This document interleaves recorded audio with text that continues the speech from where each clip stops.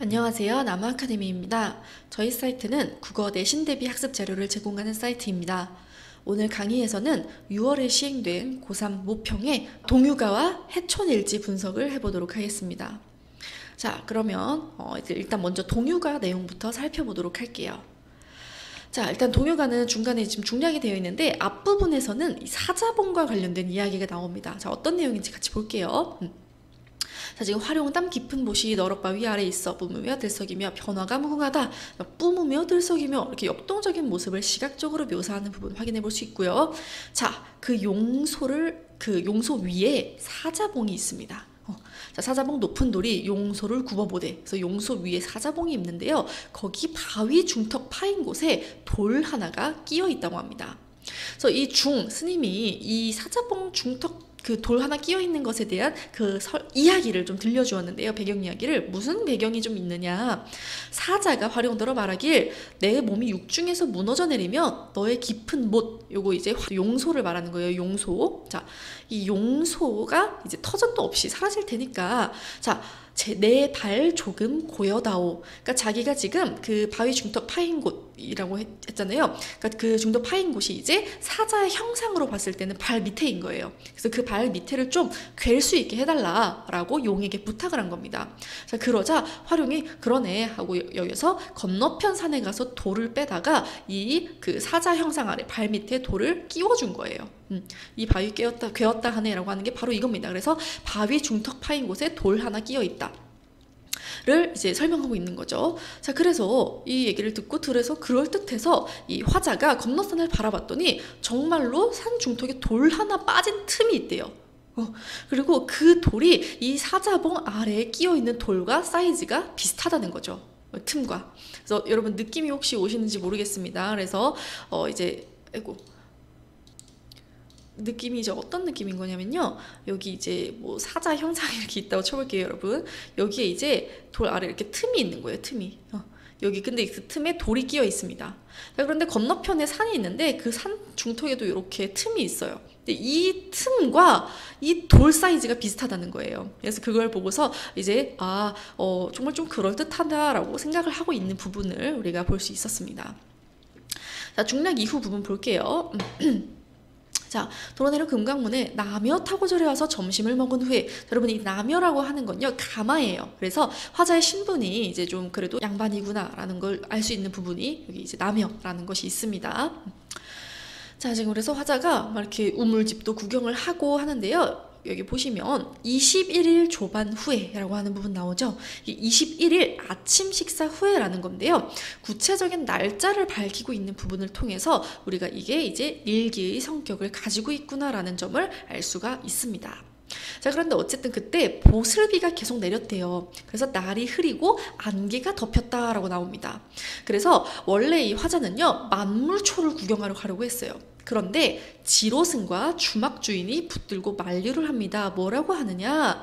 만물초 가는 길이 70리 왕복이요. 그러니까 굉장히 멀어요. 그런데 청명한 일기에도, 그러니까 날씨가 굉장히 좋아도 구름 조금 끼면 제대로 못 보는데 오늘같이 비 오는 날에는 분간하기도 어려울 거다. 그래서 비 와서 막 돌다리 막 미끄러운데 거기를 엄청 힘들게 들어갔는데 겨우 봤더니 산 밑에만 겨우 보이고 주변이 보이지 않으면 좀 별로지 않겠니? 화나지 않겠니? 라고 말하고 있는 부분입니다. 그래서 지금 이제 지로승 그 길을 안내하는 스님이에요. 지로승과 주막 주인이 만류를 어떻게 하느냐? 이제 좀 기상 상황을 근거로 객관적으로 신뢰성 있게 만류하고 있습니다. 그래서 이 지로승과 주막 주인의 말하기 방식에 대한 문제가 출제될 수 있습니다, 여러분. 그래서 이렇게 근거를 들면서 말하는 부분 확인하시고요. 그리고 이 부분은 화자가 말하는 부분이 아니라 지로승과 주막 주인의 말을 직접적으로 인용하고 있는 부분이다라는 것도 여러분들이 확인을 해두시면 되겠습니다. 자, 그래서 그냥 뭐 안 된다라고 한 것도 아니고 또 분하지 않으리오라고 하면서 서리적 표현 쓰고 있는 부분도 확인해 볼 수 있겠네요. 자, 들으니 그럴듯하고 여겨 일행들도 있네요. 그래서 일행들도 옳다하여 봉래의 후양을 만물초에 남겨두고, 자, 이 봉래의 후양이라고 하는 거, 이제 후양이라고 하는 건 나중에 약속이죠. 이 봉래, 바로 봉래산, 금강산을 말합니다. 그래서 이 금강산에 다시 올 약속을 만물초에 남겨두고 이제 행장을 다시 차려 총석으로 향할지, 이제 갈 곳을 총석으로 바꾼 거예요. 그래서 금강산을 이곳에서 작별하니 12,000 봉빛이 눈앞에 역력하다. 이제 금강산의 웅장함을 나타내는 대우적 표현으로 볼 수 있겠습니다. 금강산의 일부 속성을 가지고 금강산 표현하고 있는 거죠, 여러분. 네. 자, 그래서 이렇게 동류가 한번 살펴보았고요. 이번에는 해촌일지 보도록 하겠습니다. 자, 해촌일지도 7월 3일 금 이렇게 되어 있죠. 그래서 여러분 여기도 역시 마찬가지로 날짜를 구체적으로 밝힘으로써 이 여정의 형식, 경험을 일기 형식을 사용하여 표현하고 있습니다. 그래서 이 두 작품의 공통점도 여러분이 확인을 해주셔야겠죠. 자, 지금 송전으로 왔대요. 지금 이 글의 배경이 되는 부분은 송전입니다. 송전처럼 좋은 데가 이름이 못 나서 제대로 된 뭐 여관이나 새별장 하나 없대요. 그러니까 아직 관광지로서는 개발되지 않은 상태라는 것을 드러내고 있습니다. 그러면서 이 동해여관, 이름 있는 집으로 정하였다라고 그 숙소를 선택한 과정을 보여주네요.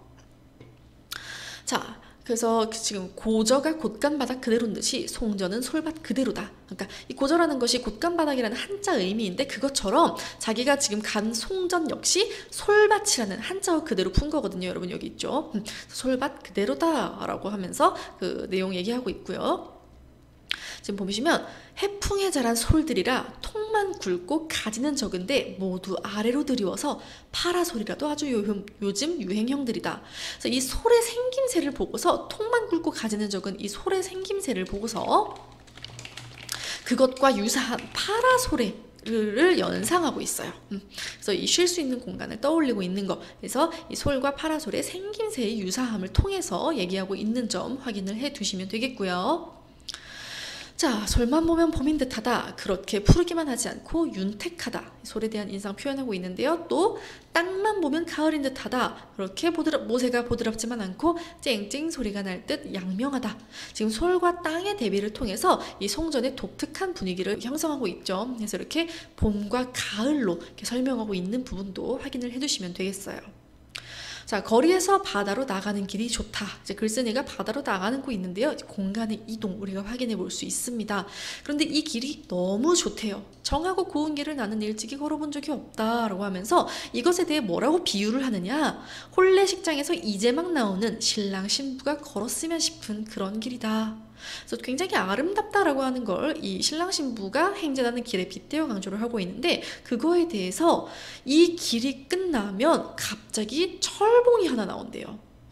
그래서 이것을 뭐에 비유하냐면요, 초현실파의 그림에 비유를 하고 있어요. 그래서 굉장히 아름다운 바다 풍경과 거기에 굉장히 예상치 못하게 철봉이 나왔는데 그것이 또 의외로 되게 조화롭다는 거죠. 그래서 그런 부분들이 초현실주의 그림 같다라고 하면서 그 철봉에 대해 얘기를 하고 있습니다. 바다는 물결이 세다. 뽀얀 수말은 눈보라처럼 해안을 올려 쓴다. 자, 이런 지규, 여러분 눈보라처럼 같은 지규 통해서 이 바다의 모습을 묘사하고 있는 부분 확인할 수 있고요. 자, 바다 냄새에 무척 꺾어들여야 코를 찌른다. 지금 해당화에 대해서도 이 코를 찌른다라고 하면서 후각적 심상을 통해 해당화의 아름다움 묘사하는 부분 확인할 수 있습니다. 그러니까 다양한 심상이 나오고 있는 거 여러분 꼭 체크해 두셔야 돼요. 바다는 늘 보아도 젊어있다. 젊어있다는 식으로 의인화하여서 이 바다의 생명력을 표현하고 있네요. 자, 이제 밤이 되었습니다. 밤에 창이 하발기에 주인에게 물으니 보름달이라 한다. 헛 고이 적삼이 추우리만치 산산하나 다시 여관을 나섰다. 굉장히 날씨가 추운데도 불구하고 다시 바깥의 자연을 좀 즐기려고 나갔어요. 자, 그런데 사람 그림자 하나도 없이 달빛만이 꽉 차 있대요. 달이 길뿐이 아니라 솔밭 위에도 철로 위에도 다 내리쬐고 있어서 이 달 또한 큰 바다이다라고 이 달을 바다라고 은유를 통해 표현을 하고 있습니다. 이 달의 바다 아래에선 물의 바다가 너무나 조그마하대요. 그리고 달의 바다가 너무나 성스럽대요. 그래서 이렇게 바다와 달빛의 바다를 대비해서 이 달빛의 광대함에 대한 감탄을 표현하고 있고요. 그래서 누구를 위해 달은 이처럼 밝아 있는가? 달은 이렇듯 밝아 있구나 하면서 이제 달이라는 게 인간이 사람이야 나와서 보건 말건 그럼에도 그냥 달은 밝아 있다라고 하는 인간의 의식과 무관하게 존재하는 이 달의 초월성과 아름다움을 표현하고 있습니다. 자, 그러면서 끝없는 사막, 끝없는 해양, 그리고 무인구도들, 높은 산봉우리들, 이 수많은 곳들에 달이 다 이제 비추고 있다는 거예요. 그래서 이렇게 열거법 사용한 부분 확인하시고요. 그래서 사람이 미물처럼 조그마한 사람이 공연히 그에게 정을 두도다. 그래서 이 사람의 미미함과 대비를 하여서 달빛의 무한함에 대해 사색하고 있는 부분을 우리가 확인해 볼 수 있겠습니다. 자, 그러면 문제 한번 같이 풀어보도록 하겠습니다. 자, 그럼 10번 문제 같이 풀어보도록 하겠습니다. 여러분들은 영상 잠시 일시정지하고 문제 풀어봐 주시기 바랍니다. 네, 그러면 지금부터 문제 같이 해설해 보도록 하겠습니다. 자, 가의 화자와 나의 글쓴이가 자연을 대하는 태도에 대한 문제죠. 답은 3번이 되겠습니다. 자, 여러분 이제 3번 가는 자연경관에 대해 설명하고 돼 있죠. 가의 화자는요 사자봉의 유래라든지 우물집의 구조라든지 뭐 금강산의 경관 등 이런 식으로 좀 자연경관에 대해 설명을 하고 있는 모습 우리가 확인해 볼 수 있었습니다. 자, 그리고 나의 화자는 나의 글쓴이는 자연을 통한 내면 성찰로 나아간다라고 되어 있죠. 그래서 이 나의 글쓴이가 이제 그 달밤의 전경을 통해서 뭐 자연의 광대함과 인간 존재의 의미 등에 대해서 내면적 성찰로 나아가는 부분을 우리가 확인할 수 있었습니다.